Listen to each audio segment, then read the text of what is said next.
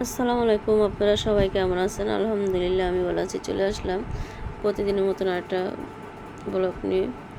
তো অনেক দিন পরে ব্লগ নিয়ে আসছে। আপনারা দেখেছেন আমার কণ্ঠ খুবই খারাপ অবস্থা। তো আপনার ভাই আমাকে মেডিসিন গোলাই দিতেছে। এইটা ডাক্তার দিচ্ছে আপনার যেন বুকে নাকি কফ জমছে, সে কফটা যেন পাতলা হয়ে আসে পড়ে যাবে। তো আপনার ভাই আমাকে দিতেছে। তো আমি এই মেডিসিনটা কখনই খাইনি। তো ছেলে আর বাবা সময় কাটাইতেছে আর আমাকে মেডিসিনগুলো, আর আপনার ভাইয়ের যাওয়ার সময় হয়ে গেছে, আর মাত্র 2 দিন আছে। তো সেজন্য আপনার ভাই চলে যাবে। তো আমার এই ভিডিওটা 2 দিনের মিলানো। তো আমি কোনো ভিডিও বানাইতে পারিনি, দেখা যায় এটা রাত করে ভিডিওটা বানাইছি, বসে রয়েছি, ভালো লাগে না। তো এই যে মেডিসিন দেখেন, অ্যান্টিবায়োটিক ওষুধ দিছে 625 পাওয়ারের। এগুলো খেয়ে আমার মনে আরও মাথা ঘুরায়। তো আপনার বাইরে বলতেছে আমি অ্যান্টিবায়োটিক খাবো না, এটি চেঞ্জ করে দেবো। আর এটা হচ্ছে 600 পাওয়ারের।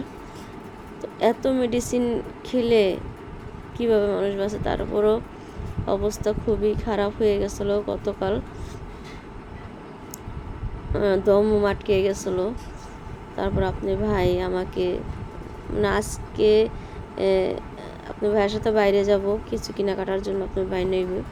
ও সময় এত কাশি উঠছে, কাশির জন্য দম আটকেছে। তারপরে তাড়াতাড়ি জরুরি বিভাগে নিচ্ছে মোয়াখালী, ওই জায়গার থেকে এনে দেওয়ার পরে সকালে আপনার ভাই আবার আমাকে ছেড়ে প্রবাসে চলে গেল। তো দেখেন কি একটা সময়, আপনার ভাইয়ের মনটা খারাপ নিয়ে সৌদি আরব চলে গেছে। তো কোনোভাবেই ভিডিও বানাতে পারিনি, হালকা একটু ক্যামেরাটা মনে ধরছিলাম, একটু ভালো লাগছিলো। এই যে আপনার ভাই কিছু রান্না করে নিবে খাবার, তো বলতেছে ভাবি আম্মা দুজনে তো পারতেছে না, তা আমি একটু হেল্প করি। তা আপনার ভাই আলহামদুলিল্লাহ সবই কাজ পারে। যারা প্রবাসে থাকে তারা তো সব কাজই জানে। তো ওগুলো আপনার ভাই যে মাছগুলো একটু ইয়ে করিতে চারিদিক দিয়ে আপনার ভাই ট্যাংরা মাছ আর পুঁটি মাছ আনছে নেওয়ার জন্য। তো এগুলো সব মা কুটে দিতেছে, আর ওদিক দিয়ে আপনার ভাই একটু হেল্প করতেছে। বিশ্বাস করবেন না, শরীরটা এত খারাপ হয়ে গেছে। আর আজকে আপনার ভাই চলে গেছে, আপনার ভাইকে আমি বুঝতে দিইনি, এত খারাপ লাগছে। আপনার ভাই নিজেই কান্না করছে, আমাকে বুঝতে দেন আর আমি ওকে বুঝতে দিইনি। তো ডেট বাড়াইতো, এমন সময় আমি অসুস্থ হয়েছি, বাড়ানোর মতন সুযোগই আপনার ভাই পায়নি।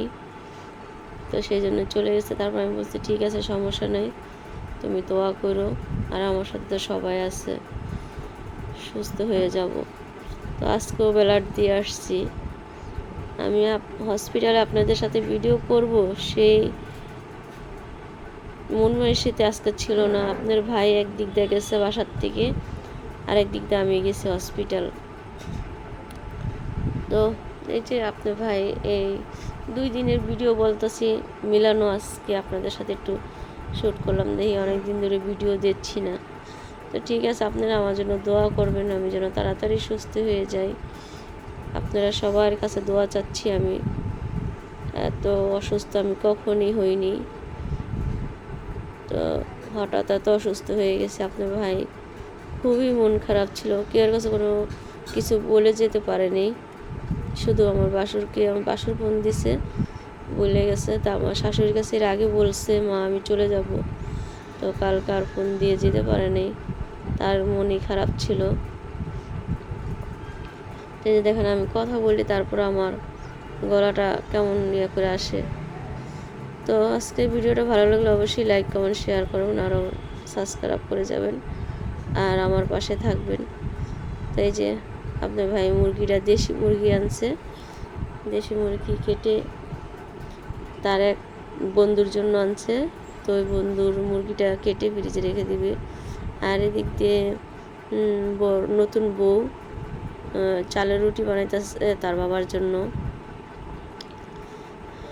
ওই যে চালের রুটি গরু মাংস দিয়ে খাবে, তো সেই জন্য বানাই দিতেছে। তো বৌমাও অসুস্থ হয়ে গেছে, সবার ঘরে ঘরে জ্বর।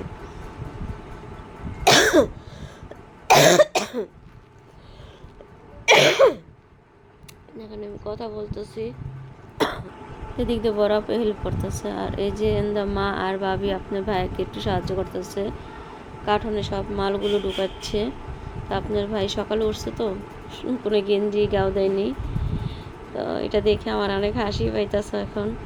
তো আপনার ভাই সব খাবার আগেই রান্না করে আমি রেখেছিলাম, তো সেই জন্য কোনো সমস্যা হয় না। আর বাকিগুলো দেখা যায় মা আর ভাবি রান্না করে দিছে। আর এই যে কাপড় চোপড় সব নিয়ে যাবে, এগুলো সব অগোছানো।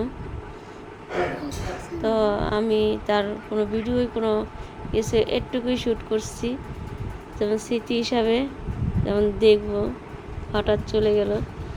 তো ঠিক আছে, আপনারা ভালো থাকুন, সুস্থ থাকবেন। আল্লাহ হাফেজ।